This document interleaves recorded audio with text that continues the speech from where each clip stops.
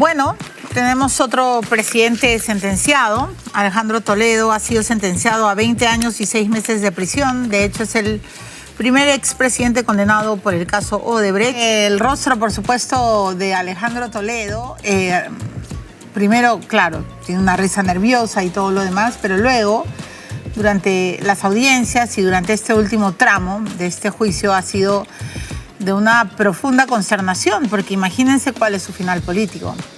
Pero bueno, han quedado demasiadas preguntas y finalmente hemos logrado que llegue al canal Villanueva. Buenas noches, bienvenido. Buenas noches, señora Leiva. Lo primero que tengo que, así de saque, preguntarle, ¿usted ha sido un testigo opuesto por el fujimorismo, como asegura el señor fiscal José Domingo Pérez? Bueno, creo que ya estamos acostumbrados un poco a los improperios del señor Pérez. Desde luego que no. Más bien lo que yo recuerdo es que cuando recién empezó el tema de Valkyria y antes de que yo declarara sobre él y Rafael Vela, el mismo José Domingo Pérez Gómez, me ofreció como testigo, ¿no? Dijo que me iba a ofrecer como testigo. O sea, él al principio quería jalarlo como testigo. Bueno, parece que desde el inicio, para ellos, cuando hablo de sus adversarios, digo la verdad, pero cuando hablo de ellos, miento. Son como dos caras de una misma moneda. Entonces usted desmiente... un poco esquizoide, ¿no?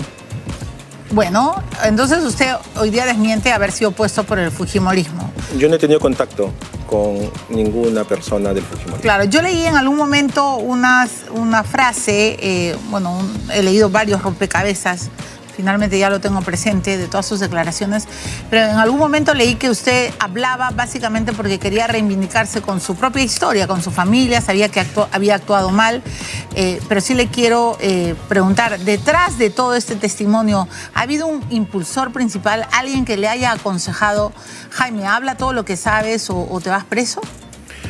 Mire, Milagros, yo le agradezco mucho esa pregunta. ¿Por qué? Porque el momento en que yo fui detenido y estuve en el calabozo de la DINCOTE y tuve en mis manos la famosa conversación, el famoso chat con el agente Roberto, fue un punto de quiebre, de inflexión en mi vida. Porque el chat es cierto, es mi conversación, y en ese momento, justamente, pensando en mi familia, en mis hijos, en mi esposa, en lo que yo había hecho, me dije a mí mismo, ¿cómo has podido caer en esto? Porque yo parto de reconocer que he cometido actos ilegales. Y es a partir de eso que usted decide contar todo. Digamos, yo traje vergüenza a mi familia. Milagros, traicioné al país, me traicioné a mí mismo. Y yo pude, y aquí te quiero decir una cosa, yo pude haber negado, porque lo único que tenían era una fotocopia. Y a mí lo que me dijo el abogado que me puso Jefferson Moreno a través de Euskategui fue, esto fácilmente lo podemos rebatir en la audiencia. Luego, a mí, por interpósitas personas, Patricia Benavides me hace llegar el mensaje que el abogado César Nakazaki iba a asumir mi defensa y que no me preocupase porque ya todo estaba arreglado para que yo saliera. Entonces yo pude haber optado por negar los hechos y tal vez hubiera salido o hubiera estado 1 o 2 meses en prisión y luego hubiera salido como ha salido el señor Castillo y los demás, el señor Castillo Alba y los demás, porque recuerda tú que es una red con muchísima influencia y muchísimo poder. Entonces yo, por un lado, tenía el ofrecimiento de Patricia Benavides de que yo iba a través de César Nakazaki, ya todo estaba arreglado, iba a salir, que no me preocupara, pero por otro lado fue una decisión personal. Porque, Milagros, yo siempre he sido y he tratado de ser un ejemplo para mis hijos, que son gente de bien, y cómo yo podía seguirlo siendo si es que no iba por el camino de la verdad. Digamos, la única manera que yo encontré en ese momento de reivindicarme conmigo mismo, con mi familia, con el país, fue diciendo todo. Y yo lo que he dicho es todo. Yo he relatado hechos. no es nada personal contra nadie. Okay. Son hechos.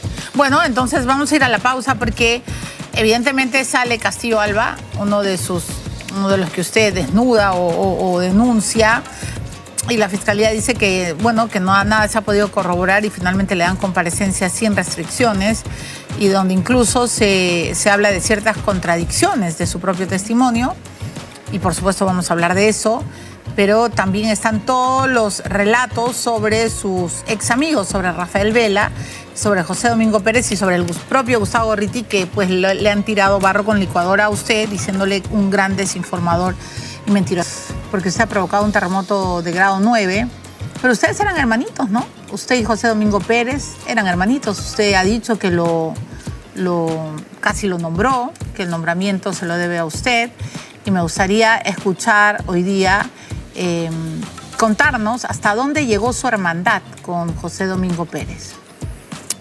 No éramos hermanitos, éramos amigos. Bueno. Éramos amigos, el señor Pérez, tanto con el señor Pérez como con el señor Vela, había una muy fluida relación de amistad, por separado. O sea, no eran un trío, digamos, los tres no eran como... No paraban de arriba abajo. No, por separado. Yo era amigo de Pérez y era amigo de Vela. Correcto. Y en un primer momento, cuando recién comienzan a trabajar ellos juntos, yo servía un poco de intermediario entre ambos, porque José Domingo tenía mucha desconfianza de Rafael Vela. ¿Por qué? Por su pasado, por sus nexos con el partido aprista, con José Luis Aullón. ¿Rafael Vela ha sido aprista? Bueno, lo que decía José Domingo era que él hablaba mucho del padre de Rafael Vela y de sus nexos con el partido aprista. ¿Y Rafael Vela era muy amigo de Aullón? Bueno, mire, a mí quien me presenta a Rafael Vela es Patricia Benavides, porque ellos dos eran amigos de muchos años atrás, junto con José Luis Aullón, ¿no? Él era conocido como el Baby Juez, era amigo, digamos, prácticamente desde su primera juventud con el señor Aullón, y José Domingo Pérez siempre vivía muy receloso de ello, porque Aullón denuncia a José Domingo Pérez por enriquecimiento ilícito en una investigación que tuvieron, entonces había ese recelo y yo servía un poco de nexo, de bisagra entre ellos dos. Entonces, ¿y cuál fue el hecho que desencadena la ruptura de esta relación tan íntima y tan amical entre Benavides y Vela? ¿Por qué se pelean? Yo creo que fue una relación que se fue deteriorando con el tiempo. Pero cuando ella sube de fiscal de la Nación... Por múltiples razones. Una de ellas creo que fue cuando ella sube de fiscal de la Nación. No sé, de repente Rafael no pudo manejar adecuadamente que ella haya subido como fiscal suprema y como fiscal de la Nación. ¿Cómo que no pudo manejar? ¿Le da bronca? ¿Le da envidia? No lo sé, tal vez. Pero usted es su amigo. Uno no llega a conocer plenamente los sentimientos de y las emociones de las personas, ¿no? Ya, pero sí, digamos, él sentía que él merecía mucho más que estar en el puesto que ella, por supuesto. Bueno, Rafael Vela moría por ser fiscal de la Nación. Bueno, siempre ha pedido ser fiscal supremo, ¿no? Y siempre ha querido llegar a ser fiscal de la Nación. Por supuesto. Entonces él de alguna manera sentía que Benavides era mucho menos preparada que él. Sí, claro. Ajá, ya. Estoy tratando de entender los pensamientos y las emociones, porque, ¿sabe qué, señor Villanueva? A mí me ha sorprendido mucho sus revelaciones, que dicho sea de paso, lo vengo contando hace mucho tiempo, pero me alegra que ahora Cuarto Poder y todos los grandes medios, los llamados grandes medios, se unan a este tratar de jalar el hilo de la madeja. Usted ha dicho, y esto es muy grave, que para empezar Gustavo Gorriti tenía una gran influencia en el Ministerio Público. Ha llegado a decir, y no lo ha podido negar Patricia Benavides, que era tal la influencia que Romina Mela, la editora, el brazo derecho de Gustavo Gorriti, tenía un asiento en la oficina de José Domingo Pérez. ¿Usted reafirma esto? ¿El asiento era permanente, intermitente, o Romina Mela prácticamente trabajaba al lado de José Domingo Pérez? Por supuesto que lo reafirmo, Milagros, porque yo lo he visto. No es algo que me lo hayan contado o que se me ocurrió. No, yo iba frecuentemente a visitar a José Domingo Pérez porque éramos amigos. Yo ya no estaba en el Ministerio Público, pero siempre iba a visitarlo a él y a Rafael. ¿Y que encontraba? Y encontraba a Romina en un escritorio, ahí donde están los escritorios de los fiscales, de los asistentes, con la computadora y las carpetas, ¿no? Incluso... ¿Tomando nota de las carpetas reservadas? Tomando nota de las carpetas, incluso hemos bromeado, porque yo también conocí a Romina, hemos bromeado más de una vez en el sentido de que desde cuándo trabajas en el Ministerio Público, ¿no? Desde cuándo eres parte de la Fiscalía, y el propio José Domingo ha bromeado sobre ese tema también, en el sentido de que sí, ahora ella colabora con nosotros, y todo eso porque, digamos, había una relación bastante fluida. Pero José Domingo Pérez, en su defensa, ha dicho que usted miente porque si eso fuera cierto, habrían ingresos y salidas de Romina Mela a la propia Fiscalía, al Ministerio Público. Mire, Milagros, ahora todos dicen que yo miento. Eso es algo que lo dicen tiros y troyanos, de izquierda, de derecha, de centro. Todos cuando relato algún hecho que los involucra, dicen que miento. ¿No habrá posibilidad de que Romina Mela no se registrara a la hora de entrar? Bueno, es usual en la Fiscalía que cuando tú no quieres que alguien se registre, lo haces pasar sin registro. ¿Es usual? Es usual. ¿Hasta ahora? No sé hasta ahora porque yo pero ya no era estoy usual ahí, cuando usted trabajó ahí. Era usual, era usual. Entonces, a mí no me sorprende que digan que miento, Milagros. Déjeme explicarle. Porque, fíjese, cuando el señor Gorliti, el señor Vela, el señor Pérez, cuando hablo de sus adversarios, Patricia Benavides, etcétera, digo la verdad. Pero cuando hablo de ellos, miento, ¿no? El señor Gorliti tiene una proyección medio esquizoide, como le digo, en el sentido de que piensa que como testigo miento y como colaborador digo la verdad. Y yo quiero acá decirle que yo en todo momento, ya le dije hace un momento, que yo parte de una convicción personal, y yo en todo momento he dicho la verdad. Y no solamente es una cuestión que yo lo diga, Milagros. La Fiscalía, el equipo de FICOP, liderado por el fiscal Freddy Niño, han hecho un trabajo prolijo y muy profesional en el que se han corroborado todos y cada uno de los hechos que yo he relatado. Hay 39 tomos de corroboración que han estado a cargo del equipo del fiscal Niño y del equipo de la policía, cuando estuvo liderada por el coronel Colchado y específicamente en mi caso el capitán Carlos Martínez. Ya. Ha sido un trabajo prolijo, de ya. meses hasta altas horas de la noche. Yo soy testigo porque yo he estado. O sea, usted se ha ahí amanecido declarando. Ya. Durante meses. Por eso, avancemos. Hasta altas horas de la noche. Ya, yo no quiero que me gane el tiempo, pero avancemos en esto. Entonces, Romina Mela sí tenía un asiento, usted la ha visto y ha bromeado y le ha dicho, trabajas en la Fiscalía. ¿Ese asiento solo era para revisar carpetas reservadas o también podía pasar que el fiscal José Domingo Pérez, interrogando a alguien o alguien de su equipo, estuviera presente la periodista de manera encubierta? Yo no puedo asegurar eso, pero podría pasar si es que alguien no la conoce, ¿no? Porque ella se confundía con los trabajadores de la oficina. Podía fácilmente confundirse. Yo creo que sí. ¿En dónde radicaba el poder de Gustavo Gorriti dentro de la Fiscalía? ¿Cuándo nace esa gran influencia? Mire, la influencia de Gustavo Gorriti se fue, creo yo, creciendo paulatinamente. Cuando yo fui secretario general, eso también ya lo he dicho, Gustavo Gorriti va a verme por intermedio de la periodista Mónica Beco, que trabajaba conmigo, era mi asesora de imagen. Ella me presenta a Gustavo Gorriti, él viene con el tema del Lavallato, yo lo conduzco con Pablo Sánchez, que era fiscal de la Nación. Es allí donde comienza a formarse el tema del Lavallato. Y luego, cuando ya se conforma el equipo especial, la influencia de Gorriti sobre Vela y sobre Pérez era absoluta porque él tenía el manejo de la información y él fue el que incluso dio los nombres de ellos dos para que integrasen el equipo especial, Rafael Vela coordinándolo y José Domingo Pérez integrándolo. Eso... Pero no, a ver. O sea, ¿usted está diciendo que Gustavo Gorriti recomendó a Vela y a Pérez para integrar el equipo Lavallato? Mire. Porque usted ha dicho otra cosa. Usted ha dicho que usted lo pone a Pérez. No, a ver, nos estamos confundiendo. El señor Pérez, cuando ingresa a la Fiscalía de Lavado de Activos, ingresa a investigar el caso Cócteles.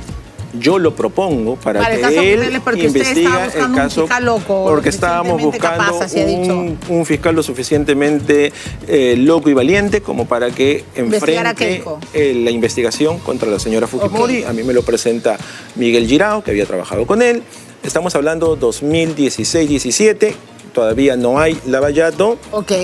Girao luego va preso por sus dichos, ¿no? Ahora salió libre. También. Ok. ¿No? Entonces, cuando usted dice yo tengo un poder de influencia es para meter a Pérez en los cócteles, no para Lavallato. Para Lavallato, la influencia que usted está señalando es la de Gorriti sobre Pablo Sánchez. Le voy a explicar. Pérez ingresa a Cócteles. Yo lo recomiendo con Pablo Sánchez y con Rafael Vela, porque recuerde usted que yo era una de las personas de confianza de Pablo Sánchez. Entonces, como ellos dicen, no, que yo no tenía, evidentemente yo no tenía capacidad de nombrarlo, quien lo nombra es el fiscal de la Nación, pero yo, como persona de confianza de él, lo recomiendo con ellos dos. Luego, cuando sale Pablo Sánchez e ingresa Pedro Chávarri como fiscal de la Nación, el día que Pedro Chávarri juramenta, usted ya sabe lo accidentado que fue el tema de su juramentación, ese mismo día José Domingo Pérez presenta su carta de renuncia al lavado de activos. Y Gustavo Gorriti me llama a mí al mediodía para decirme, José Domingo Pérez ha presentado su carta de renuncia, donde dice que se va por los cuestionamientos éticos y morales que había contra Pedro Chávarri, y que le daba hasta las 7 de la noche a Pedro Chávarri para que nombre a Rafael Vela como coordinador y a José Domingo Pérez como integrante del equipo especial Lavallato, o él iba a hacer pública la carta, y me dijo literalmente, y Chávarri no llega al lunes como fiscal de la Nación. ¿Eso le dijo a usted y usted se lo comunicó a Chávarri? Yo se lo comuniqué a Patricia Benavides. ¿Y Patricia Benavides era adjunta de Chávarri? Adjunta de Chávarri. Claro. Patricia Benavides le dice a Pedro Chávarri de esto, y Patricia, hablo con ella, y Patricia me dice, yo voy a hablar con Rafael, yo me encargo de Rafael, tú encárgate de Pérez. Ahora, o sea, lo que usted me está diciendo es que Gorriti da un ultimátum a Chávarri diciéndole o nombras a Vela y a Pérez dentro del equipo Lavallato o no llegas a fiscal para el día lunes. No llegas para el día lunes porque él iba a hacer pública la carta de renuncia que José Domingo Pérez había presentado. Ya, pero la influencia de Gorriti no parte con Lavallato. No. A eso quiero llegar, porque ¿usted se consideraba amigo de Gorriti? Sí. ¿Gustavo Gorriti fue a su casa? No, ¿Usted fue a la casa de Gorriti? Yo he ido a la casa de Gorriti, a su departamento, en una oportunidad con José Domingo Pérez y Miguel Girao. Hemos tomado lunch en su casa, hemos estado ahí. Ok, ¿fue cuando brindaron por la muerte de García? No, eso fue en otra oportunidad. Ahí estuvimos solo los dos, eso fue en el local de IDL. En el local de IDL. Sí, voy a llegar a eso. A la casa de Gorriti fuimos con José Domingo Pérez y Miguel Girao. ¿Y para qué? Estaba en el contexto del allanamiento que hubo al local de Fuerza Popular, y José Domingo Pérez quería el respaldo de Gorriti porque estaba siendo cuestionado, y Gustavo ahí se habló de una cierta estrategia de victimización. Él le recomendó que se victimice, él escribió varios artículos respaldándolo, fue básicamente para eso, porque la relación que había era una relación de protección hacia José Domingo Pérez, ¿no? A cambio de información, ¿no? Ya, pero a ver, usted ha dicho en algunas colaboraciones, o en los retazos que yo tengo, usted ha dicho que Gustavo Gorriti direccionó el caso de los cócteles. Eso es gravísimo, señor, y si usted está mintiendo puede ser acusado, denunciado por el propio Gorriti, porque un agente externo de la Fiscalía, no siendo fiscal, no puede dirigir un caso tan grave que se lleva, no solo porque sea Keiko Fujimori, puede ser cualquier otra persona, pero no puede ser un agente externo que venga y dirija una investigación fiscal. ¿En qué se basa, señor Villanueva, para decir que fue Gorriti el que direccionó la investigación del caso Los Cócteles? ¿Qué hechos vio usted que pueden corroborar su versión? Mire, en principio, le vuelvo a repetir, no estoy mintiendo. En segundo lugar, yo he estado presente en las varias reuniones que han habido con José Domingo Pérez y Gustavo Gorriti. ¿Varias reuniones? Varias reuniones. Yo fui el que llevó por primera vez a José Domingo Pérez, fui con él a IDL, lo presenté con Gustavo Gorriti y luego de eso hubo varias reuniones, tanto en la oficina de IDL como en la casa del señor Gorriti, como ya le mencioné. En estas reuniones, Gustavo Gorriti era el que diseñaba la estrategia, era el que él tenía información de Brasil y él le decía a Pérez a quiénes tenía que ver en Brasil, qué era lo que debía preguntar, cuál era la información que debía recabar, digamos, le daba las pautas para llevar adelante la investigación, porque el señor Gorriti conocía a fondo y él lo ha caso. contado. Ayer en la entrevista de La República ha dicho que él evidentemente supo del caso Lavallato mucho antes que sí, todos los eso es cierto. fiscales. Eso es Correcto. verdad.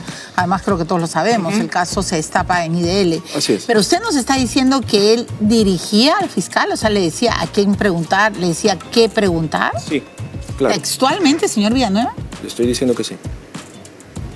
¿Y qué decía? O sea, que Pérez era un empleado de Gorriti, era un subordinado de Gorriti. No sé si haya sido, bueno, su empleado, no lo sé, ¿no es cierto? Subordinado, ya ¿Parecía? Pareciera. ¿Pero porque a cambio de qué? ¿A porque cambio además, de que le además, filtrara información? No sé si usted conoce al señor Gorriti, pero el Sí, señor lo Gorriti es, digamos, una persona que difícilmente entabla relaciones horizontales, ¿no? ¿Por qué lo dice? ¿Mm? ¿Por qué lo dice? ¿Siempre es el jefe? Porque él siempre se coloca en una posición ¿De superioridad? Exactamente. ¿Con usted también? Es que conmigo no tenía mayor Trabajo que hacer. trabajo que hacer. Ya, entonces, pero ¿a cambio de qué? Ya, empleado sería que le pague Gorriti, dudo mucho que le pagara. No, no evidentemente, yo no he usted dicho. no lo ha dicho, evidentemente. Usted dice, dirigía, le decía qué preguntar y qué hacer. ¿A cambio de qué? ¿De información? ¿De que le filtrara las declaraciones? Mire, Milagros. Y aquí quiero aprovechar, porque se ha dicho, y lo ha dicho Rafael Vela textualmente, que yo estoy criminalizando la libertad de expresión. Correcto. ¿Ya? Y eso es absolutamente falso. Yo soy una persona que además no solamente defiende la libertad de expresión, yo he enseñado en las facultades de periodismo. Y usted como periodista sabe perfectamente la diferencia entre libertad de expresión y lo que yo he denunciado, que es el intercambio de información reservada a cambio de protección. Y a cambio protección de los periodistas, de los de medios. los medios, de los periodistas, y yo he señalado con nombre y apellido quiénes son, y eso no es libertad de expresión. ¿Eso qué es? Eso es un intercambio. Yo te doy información reservada a cambio de que tú me blindes. de que tú me blindes, de que tú apoyes todas las decisiones, hagas comparsa, etcétera, etcétera, ¿no es cierto? Protejas el trabajo, no importa si ese trabajo está bien o mal hecho. No importa si hay excesos, si hay no corroboración o lo que sea. Lo que importa es que yo te doy información y tú me exaltas. Exactamente, esa era la relación Ajá. que se estableció no solo con el señor Gorriti, sino también con otros periodistas, ¿no? Yo ya eso también lo... Usted ha hablado del comercio, ha mencionado al Grupo del Comercio, Sí. ha hablado de Chela Villasís, usted Sí. ha hablado de Gustavo Gorriti, de IDL. Sí. ¿Qué otros ha hablado de Latina, no es cierto? ¿O no ha hablado de Latina? No recuerdo haber hablado de Latina en ese caso. ¿No ha mencionado a Rodrigo Cruz? No, yo no conocí al señor No. Rodrigo Cruz en la época de Lavallato. A él lo he conocido en la época de Patricia Benavides. He leído tanto ya. En la época de Benavides lo ha mencionado a Rodrigo Cruz. En Lavallato, ¿quiénes fueron los periodistas que blindaron a los fiscales que se convirtieron en rockstar? Yo le digo esto porque, a ver, y le hablo abiertamente de mi experiencia personal. Yo solía entrevistar mucho a Rafael Vela. Lo sé. ¿Lo sabe? Bueno, me vería, ¿no es cierto?, a través de los medios. Pero cuando osé, porque esa es la palabra, osé entrevistar a Alonso Peña Cabrera, que era el fiscal encargado de la cooperación internacional, que fue muy crítico además de lo que iban divulgando sobre la investigación de Alan García, literalmente Rafael Vela me vetó. Pero no solo eso, Gustavo Gorriti nunca más aceptó una entrevista conmigo porque a Quique Montenegro le dijo que él me iba a dar una entrevista si es que yo no atacaba a sus fiscales. Son palabras textuales que le dio a uno de mis productores. Yo no entendía, o sea, de estos señores que son intocables, o sea, un periodista siempre tiene que dudar de ellos. En general, de todos los personajes. Pero más aún de fiscales que se están convirtiendo en seres tan poderosos y que luego pasan a ser parte de una encuesta de poder que no sé en verdad a quién se le ocurrió ponerlos como rockstar. Entonces, lo grave, señor, es que usted está diciendo que Gorriti direccionó la investigación de los cócteles y que me está diciendo a cambio de yo te doy información, pero tú me proteges, me blindas. ¿Recuerda alguna frase, algo que usted haya escuchado entre Gorriti y Pérez que denote abiertamente este pacto? A ver, lo que había era, como ya le señalé, un diseño de la estrategia, ¿no es cierto? Por ejemplo, ahora que usted mencionaba el tema de Alonso Peña Cabrera, ¿no? La pelea con Peña Cabrera viene más que por el lado de los fiscales, viene porque Alonso Peña Cabrera se atreve más bien a enfrentarse a Gustavo Gorriti. Porque incluso el Ministerio Público saca un comunicado desmintiendo una información que había dado Gustavo Gorriti. Y es allí donde se produce el quiebre con Alonso Peña. Gustavo Gorriti le pone la cruz, digamos. Le quita la protección. A Alonso Peña. Yo no sé si lo protegía. Ya, pero digamos, Alonso, le pone la cruz. Sí, Alonso era, digamos, una persona más independiente en ese sentido, ¿no? Me consta. Luego, José Domingo Pérez vino a decir que, porque me lo dijo a mí, me acuerdo que vino muy alterado ese día, él se había reunido con Alonso Peña y vino y subió a mi oficina y me dice, me ha dicho que por AG no se pregunta, ¿no? Entonces, Pérez decía que Peña Cabrera había dicho que por Alan García no se pregunta. Me acuerdo de ese escándalo. Sí, exactamente, ¿no es cierto? Pero ya todo esto era un corolario de el enfrentamiento que habían tenido Alonso Peña con Gustavo Gorriti. Entonces, digamos, sí, usted recordará que hubo toda una campaña mediática muy fuerte para desprestigiar al fiscal Peña Cabrera. O sea, mire, lo que yo digo son cosas que son fácilmente corroborables porque si usted revisa las informaciones sí, claro, pero también ellos dicen que usted como filósofo y buen lector puede ser un gran memorioso y puede estar articulando una narrativa de acuerdo justamente a esa literatura, a esos archivos, a esos hechos que ocurrieron. Por eso le pregunto abiertamente si en algún momento usted escuchó alguna conversación entre Gorriti y entre José Domingo Pérez o Rafael Vela sobre el caso de los cócteles que denote ese casi pacto secreto. O sea, hablaron de, no sé, de la importancia del juicio, de la historia, no sé. Hablaron de varias cosas. Hablaron de temas específicos cuando estaba en discusión la nota esta que apareció en la agenda de Marcelo Odebrecht, aumentar para 500 para Keiko hacer visita, ¿no? Hablaron sobre eso, sobre la veracidad de la nota, hablaron sobre cómo se podía utilizar la nota, porque hasta ahí Pérez estaba investigando cócteles y es allí donde ingresa el tema Odebrecht en el caso cócteles. Hasta antes de eso no había una relación entre la investigación del caso cócteles y el caso Odebrecht. ¿Alguna vez hablaron sobre el timing político electoral? O sea, porque es bien curioso, ¿no? José Domingo Pérez siempre la tuvo procesada y adelantaba incluso pedidos de prisión cuando Keiko estaba en campaña.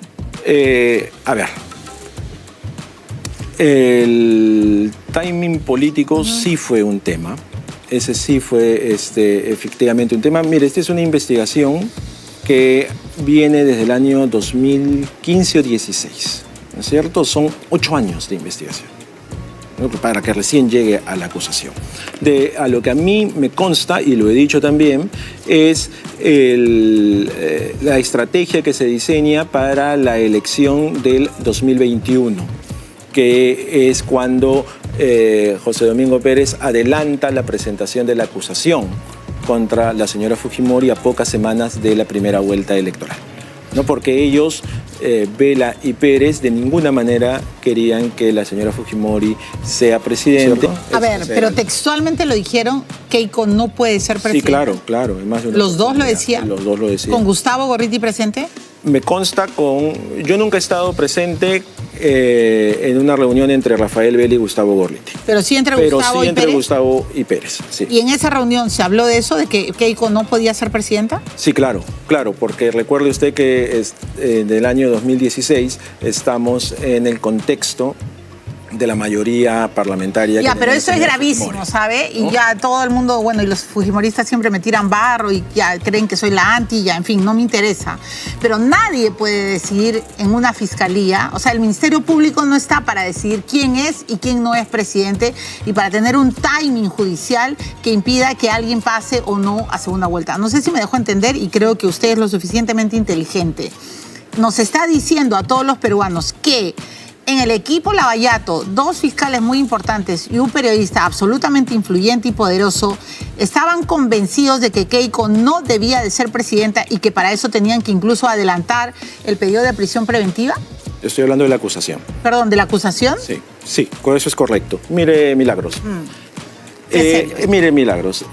Para mí es hasta, no sé, que todos digan que yo miento. Porque ahora le van a decir fujimorista, porque seguramente me van a decir, quiero decir 2 cosas sobre eso. La primera, que con lo que yo he dicho, Milagros, con lo dolorosa y dura que es la verdad, yo he desentrañado de alguna manera, ¿no es cierto? He mostrado la podredumbre, la entraña del poder lo putrefacto y del sistema de justicia. Totalmente, sí. Ya todos saben cómo funciona. Que todo está podrido. Me dice, si 2 fiscales, bueno, el poder real en el Perú en muchos momentos ha estado en el Ministerio Público. Ya, pero... y entonces así funciona, que las autoridades o las personas que les compete quieran o no modificar eso, ese es un tema que ya escapa a mí. Okay. Yo he dado la suficiente evidencia, como le digo, 39 tomos que el fiscal Niño ha corroborado, y que a pesar de eso no haya ningún detenido, que a pesar de eso no haya ningún la mayoría de las personas continúen en los puestos que tenían y que lamentablemente los jueces miren para otro lado, ese es un tema que también corresponde ya a bueno, ellos. obvio, solo sino a Benavides, ¿no? Los demás quedaron más que intactos. Pero tengo que ir a la pausa, pero a mí, de verdad, a ver, si he estado la palabra, a mí me dicen, estás obsesionada con Villanueva. A mí me ha preocupado demasiado lo que usted ha declarado. 1, sobre Keiko y 2, sobre Alan García. Porque además usted ha dicho que sobre Rafael Vela, que él tenía comunicación con Salas Arenas y que la famosa incautación del celular lo puso demasiado, extremadamente nervioso porque habían cruzado información sobre resoluciones judiciales, sobre resoluciones electorales. Vamos a hablar de eso. Y lo peor, señor Villanueva, y déjeme decirlo, que usted ha brindado por la muerte de una persona, que en este caso fue un expresidente. Hoy día usted, mirándome a los ojos, corrobora que ha brindado por la muerte de Alan García con Gustavo Gorriti. Sí. Entonces, ¿se está dando cuenta? Bueno, en fin, ya no voy a hablar de valores, pero ¿cómo van a brindar por la muerte de una persona, señor? ¿Lo odiaban tanto a Alan García? ¿Gorriti era capaz de odiar tanto a Alan García al nivel de brindar por su muerte? Déjeme explicarle. Cuando yo llego ese día, creo que es 19 de mayo, si mal no recuerdo, bueno, ahí está la fecha, el día que él me dedica el libro, llego a la oficina, él llega ya un poco bebido, porque venía de un evento de la Embajada de Israel, y él saca 2 copas, una botella de vino, la sirve, me sirve, y lo que me dice es, vamos a brindar, ya se murió, hemos ganado. ¿No? Ya se murió, sí, hemos ganado. Esas fueron las palabras que me dijo. Entonces, claro, yo me quedé sorprendido, pero ya estaba con el... Digamos, yo pensé que venía y me ofrecía una copa de vino. Y usted ¿no? dijo, salud, compadre, se murió Alan. A ver, sí, eso sucedió. Yo no estoy, ya le dije. No, yo no voy a hacer juicios de valor. Estoy tratando de entender, porque una cosa es lo que está en el papel y otra cosa es que usted lo corrobore.